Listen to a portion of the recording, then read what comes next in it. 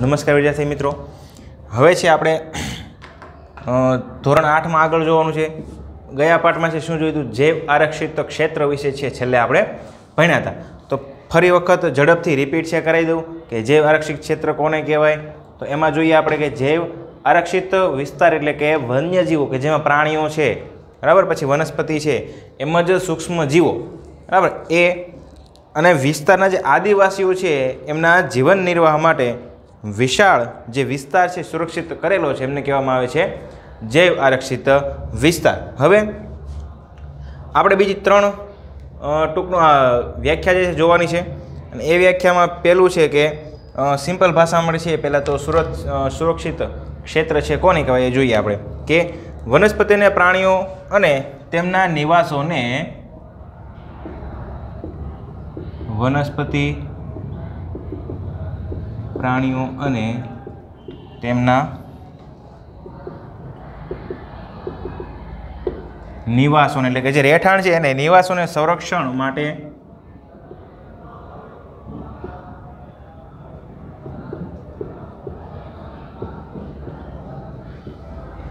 જે વિસ્તાર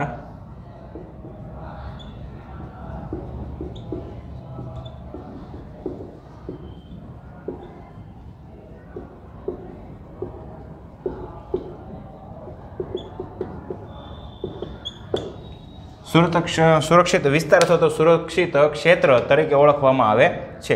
ફરી વખત, વનસ્પતિ પ્રાણીઓને તેમના નિવાસોના સંરક્ષણ માટે જે વિસ્તાર સુરક્ષિત કરેલ છે તેને સુરક્ષિત વિસ્તાર અથવા તો ક્ષેત્ર તરીકે છે ઓળખવામાં આવે છે, તો ક્ષેત્ર જાહેર કરવામાં આવે છે.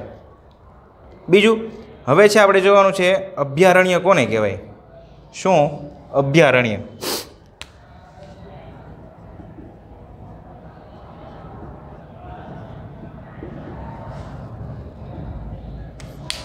તો જોઈએ તો એવો વિસ્તાર કે જ્યાં પ્રાણીઓ તેમજ તેના નિવાસ કોઈ પણ પ્રકારની ખલેલથી સુરક્ષિત હોય.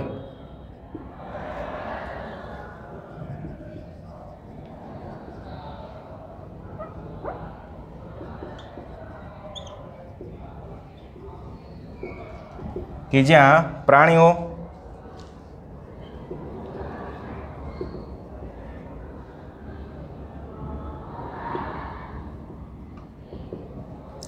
તેમજ તેમનો નિવાસ કોઈ પણ પ્રકારની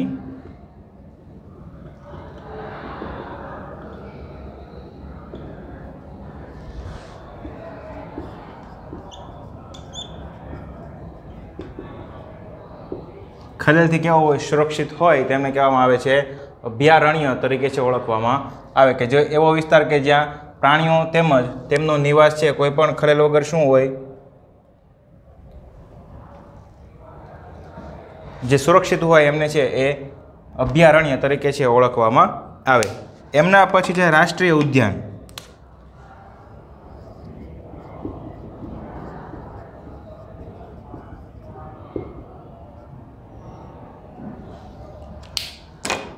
રાષ્ટ્રીય ઉદ્યાન છે આ કોને કહીએ? તો એમાં જોઈએ તો કે વન્ય પ્રાણીઓ માટે આરક્ષિત ક્ષેત્ર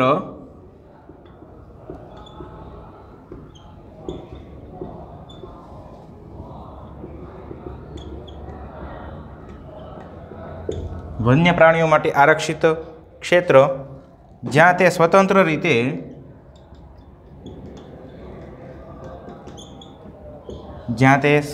રીતે નિવાસ તેમજ પ્રાકૃતિક સંસાધનોનો ઉપયોગ કરી શકે. નિવાસ તેમજ પ્રાકૃતિક સંસાધનોનો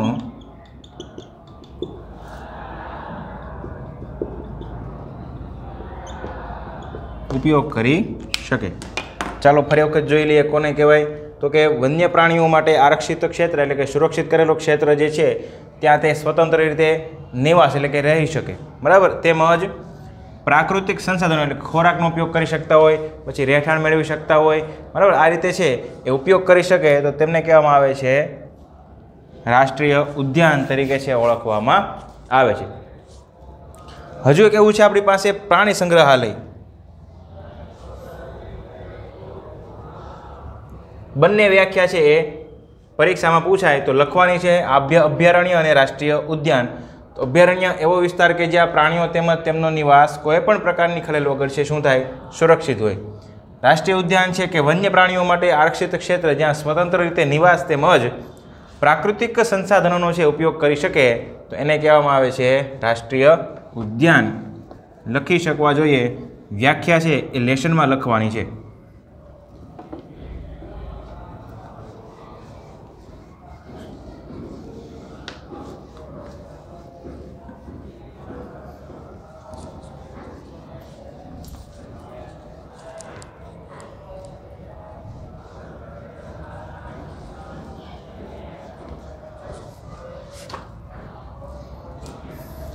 એક જોઈએ પ્રાણી સંગ્રહાલય કોને કહેવાય?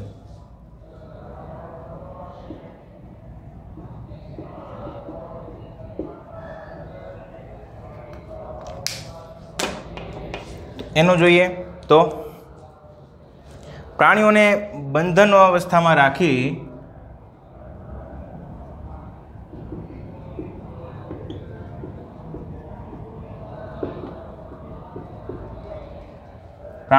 બંધનાવસ્થામાં રાખી રક્ષણ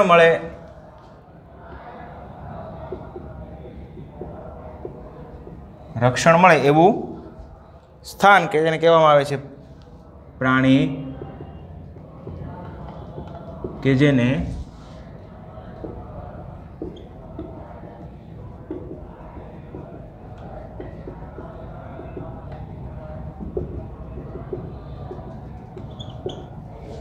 ઓળખવામાં આવે છે. જગાતનાકા પ્રાણી સંગ્રહાલય છે, આપને ખબર છે એ શું છે? તો એ આ જ છે કે પ્રાણીઓના બંધનાવસ્થામાં રાખી રક્ષણ મળે એવું સ્થાન જે છે એને કહેવામાં આવે છે પ્રાણી સંગ્રહાલય તરીકે ઓળખવામાં આવે છે. ખ્યાલ આવ્યો? એટલે જગાતનાકા જે પ્રાણી સંગ્રહાલય છે એમની આ છે વ્યાખ્યા. હવે આપણે એક મહત્ત્વનો છે સવાલ ભણવાનો છે અને એ સવાલ એવો છે કે પંચમઢી જૈવ આરક્ષિત ક્ષેત્રની છે એ ટૂંક નોંધ લખવાની છે.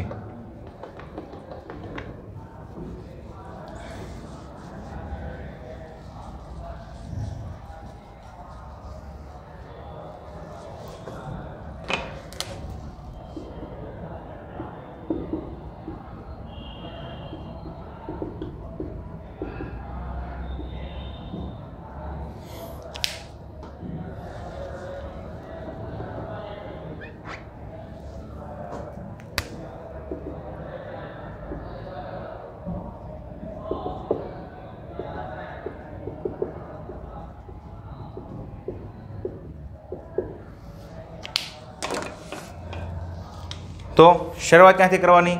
તો એ સવાલમાં છે 3 ગુણમાં અથવા તો 4 ગુણમાં પૂછાઈ શકે તો લખી શકાય કે વનસ્પતિ, વન્યજીવો અને તે વિસ્તારમાં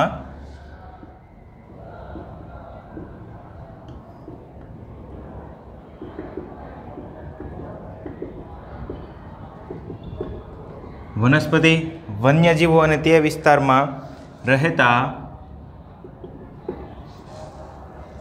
આદિવાસીના જીવન નિર્વાહના હેતુ માટે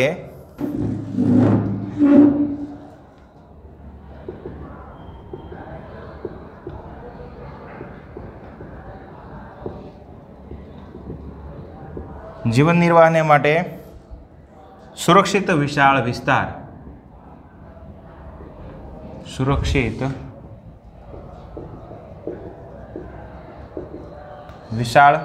વિસ્તાર ને જૈવ આરક્ષિત ક્ષેત્ર કહેવામાં આવે. લખી દઉં, વિસ્તારને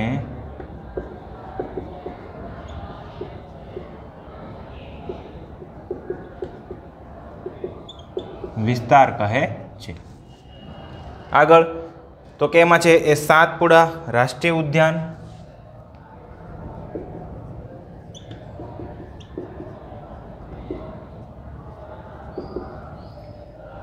ત્યારબાદ છે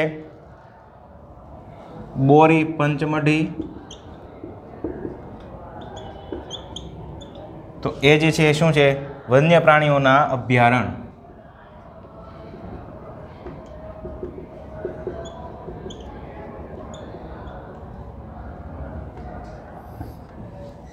ત્યારબાદ છે કે એમાં કઈ કઈ વનસ્પતિ જોવા મળે, તો વનસ્પતિમાં છે એ આંબો, સાગના વૃક્ષો છે, પછી સાલ,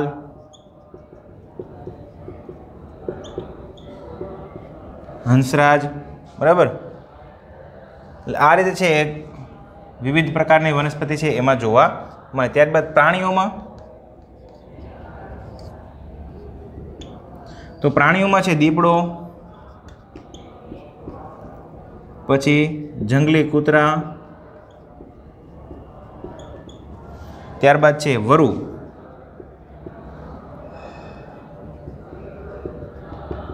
ચિંકારા છે, પછી નીલગાય,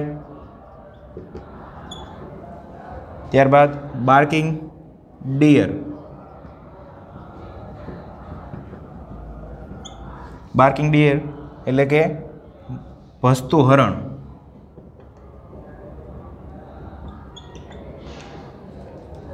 ત્યારબાદ હજુ એક છે ને એ છે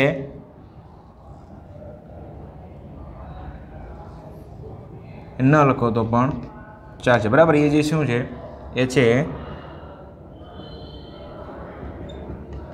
દીકુ ચીની બાડી.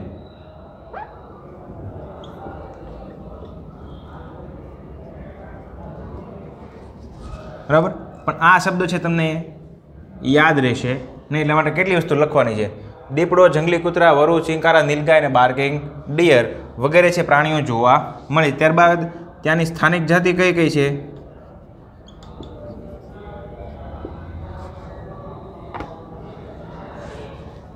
સ્થાનિક જાતિમાં છે એ સાલ અને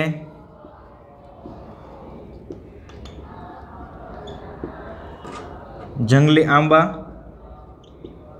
ત્યાંની સ્થાનિક જાતિની વાત થાય છે. પછી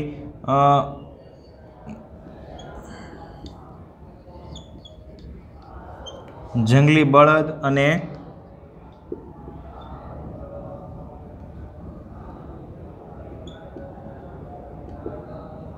ઉડતી ખિસકોલી.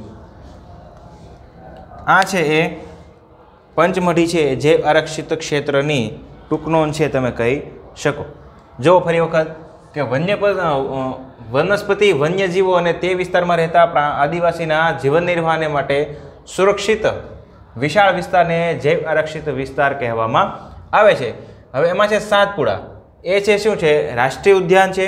ત્યારબાદ બોરી પંચમઢી એ શું છે વન્ય પ્રાણીઓના અભયારણ્ય. બંને છે એ પંચમઢી જૈવ આરક્ષિત ક્ષેત્રમાં છે ગણવામાં આવે છે. હવે એમાં કઈ કઈ વનસ્પતિ જોવા મળે છે આપણને, તો એમાં આંબો છે, સાગ, સાલ અને હંસરાજ જેવી વનસ્પતિઓ છે એમાં જોવા મળે છે. ત્યારબાદ તો કે પ્રાણીઓમાં, તો પ્રાણીઓમાં શું છે દીપડો, જંગલી કૂતરા, વરુ, ચિંકારા, નીલગાય, બાર્કિંગ ડિયર એટલે કે ભસતું હરણ, એ ઉપરાંત દીકુ ચીની બાડી પણ જોવા મળે છે. આ ઉપરાંત તેની સ્થાનિક જાતિ કઈ છે વૃક્ષમાં અને પ્રાણીઓમાં, તો વૃક્ષમાં છે સાલ અને જંગલી આંબા.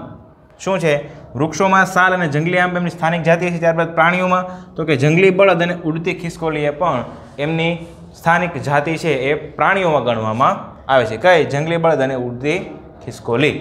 ખ્યાલ આવ્યો? 2 મિનિટ ઝડપથી છે એ જોઈ જાઓ, તમારી સામે સ્ક્રીન છે એ રહેશે.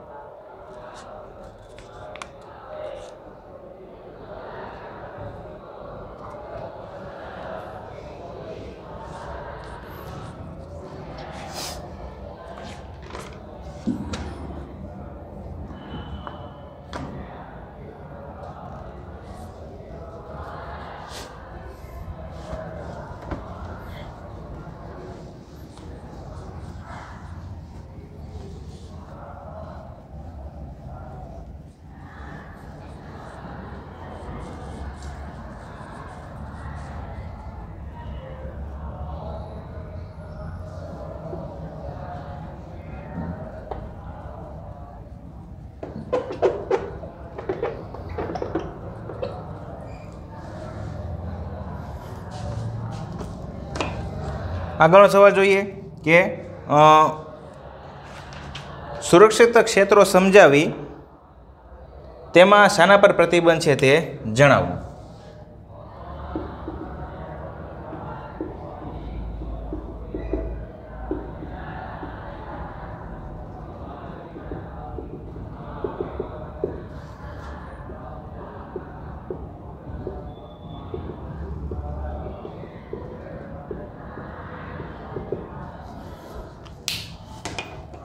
તો એ સવાલ છે આપણે ભણવાના છીએ. તો એમાં પહેલું છે કે વનસ્પતિઓ અને પ્રાણીઓના સંરક્ષણ માટે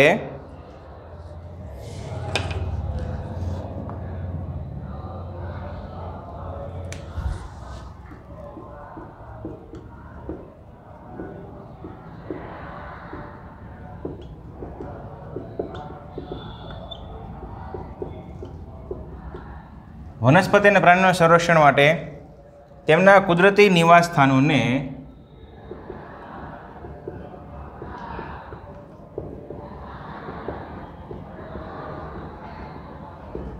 સ્થાનોને સુરક્ષિત ક્ષેત્રો જાહેર કરવામાં આવે છે.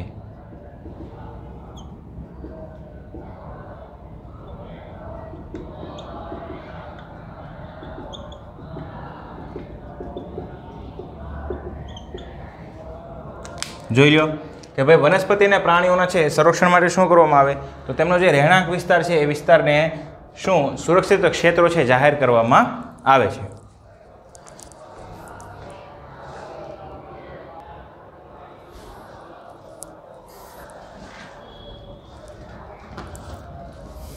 હવે છે આગળ જોઈશું કે પ્રતિબંધિત વિસ્તારો છે એમાં કઈ વસ્તુ આપણે કરી શકીએ નહીં. તો એમાં છે અભયારણ્યો, રાષ્ટ્રીય ઉદ્યાનો અને જૈવ આરક્ષિત ક્ષેત્રો.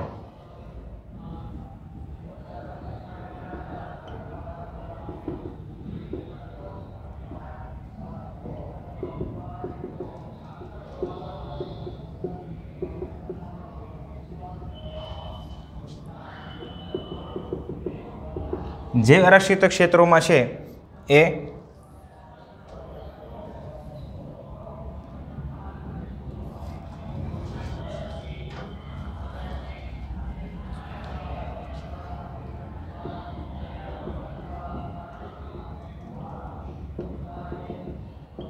સુરક્ષિત ક્ષેત્રો છે ને એમાં આપણે છે એ વૃક્ષારોપણ છે, ખેતી, બરાબર, એ ઉપરાંત ચરાઈ, પછી વૃક્ષ કટાઈ તેમજ શિકાર વગેરે પ્રવૃત્તિ કરી શકીએ નહીં.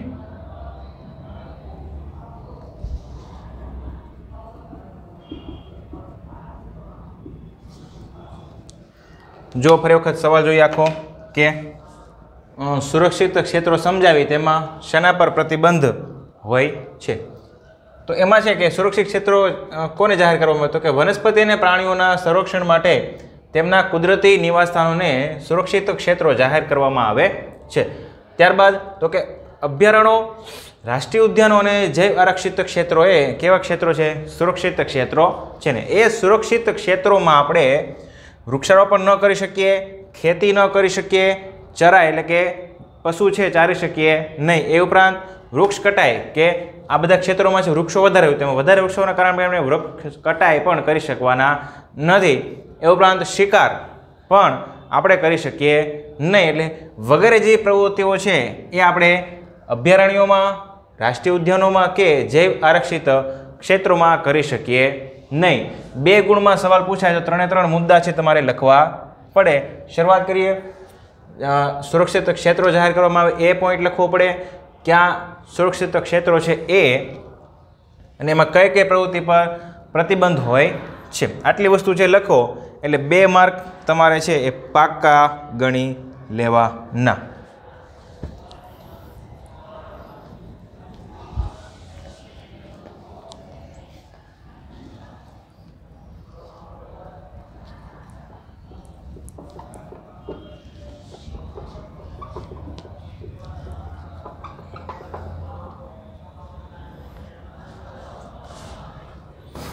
જોઈએ આગળનો સવાલ કે ભાઈ સ્થાનિક જાતિ એટલે શું?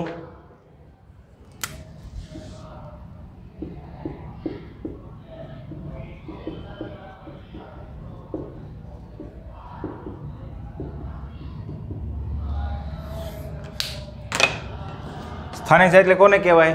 તો કે સ્થાનિક જાતિ એટલે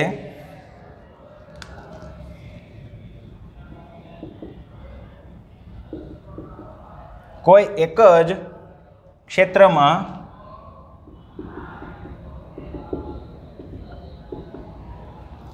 વિશિષ્ટ રૂપે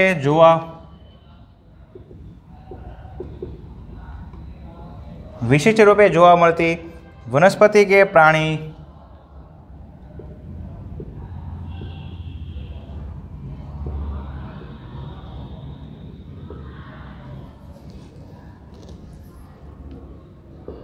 જાતિ છે ને તે અન્ય વિસ્તારમાં પ્રાકૃતિક રીતે જોવા મળતી નથી.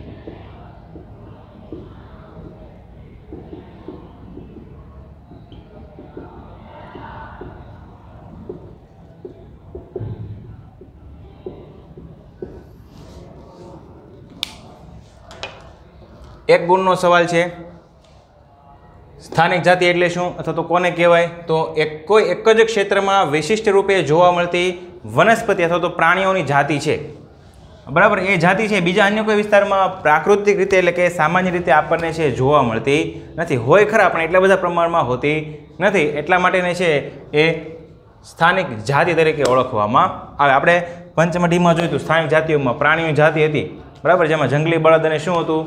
ખિસકોલી, ઉડતી ખિસકોલી. તો એ ખિસકોલી છે એ બીજા અન્ય વિસ્તારોમાં છે સામાન્ય રીતે જોવા મળતી નથી. ખ્યાલ આવ્યો? એટલે આ છે સ્થાનિક જાતિઓ. પ્રાણીઓની પણ હોઈ શકે અને વનસ્પતિઓની પણ હોઈ શકે. હવે આગળનો સવાલ છે આપણી પાસે, વન્ય પ્રાણી અભયારણ્ય સમજાવો.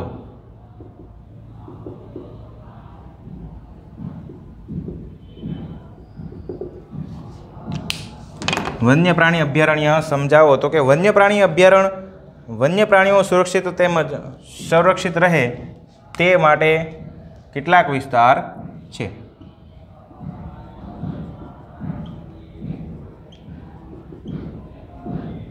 વન્ય પ્રાણી અભયારણ્ય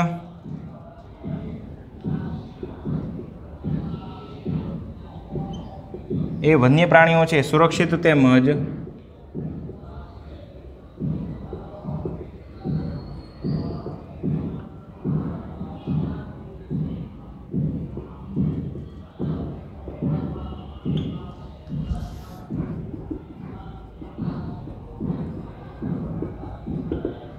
તે માટેના કેટલાક વિસ્તારો છે. બીજો પોઈન્ટ તો કે ભારતીય અભયારણ્યોમાં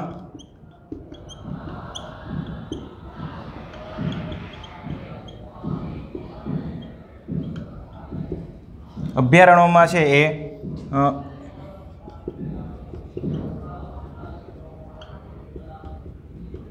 મોટા જંગલો, ત્યારબાદ છે કે પહાડી જંગલો, એ ઉપરાંત મોટી નદીઓના મુખ્ય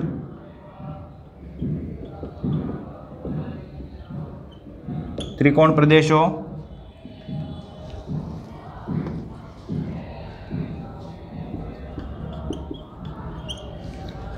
તેમજ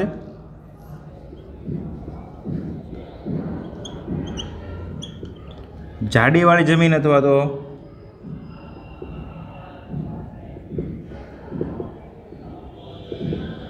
જાડી વિસ્તારોનો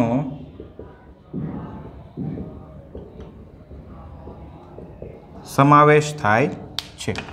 જો ફરી વખત કે ભાઈ વન્ય પ્રાણી અભયારણ્ય સમજાવવાનું છે તો 2 ગુણમાં પૂછાય. તો કે વન્ય પ્રાણી અભયારણ્ય એ વનસ્પતિઓ સુરક્ષિત તેમજ સંરક્ષિત.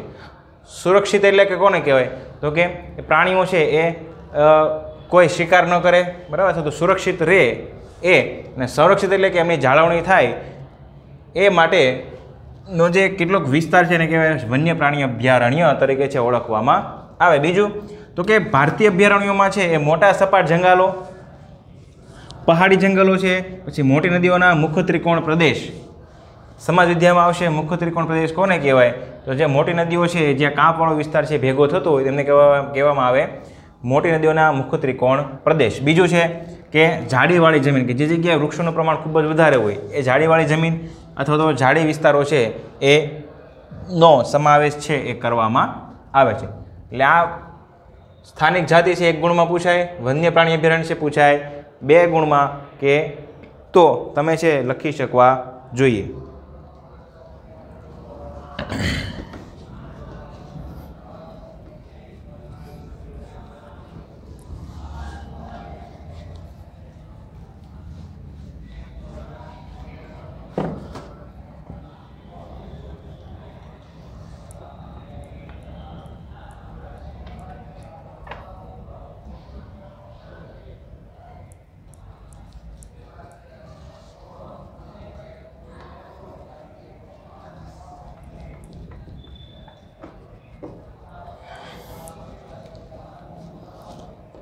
છેલ્લો સવાલ જોઈ લઈએ કે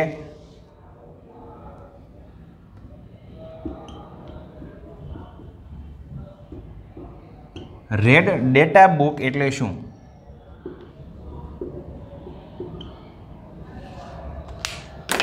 તો જવાબમાં લખો કે રેડ ડેટા બુક એટલે નાશપ્રાય પ્રાણીઓનું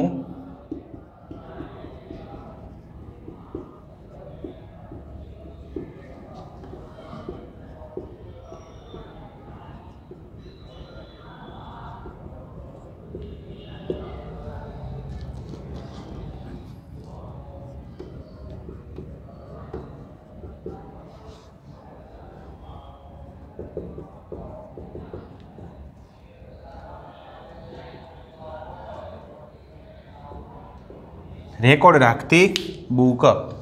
રેડ ડેટા બુક એ કોને કહેવાય? તો કે નાશપ્રાય પ્રાણીઓ અથવા તો જાતિઓનો છે રેકોર્ડ રાખતી બુક. એમાં છે એ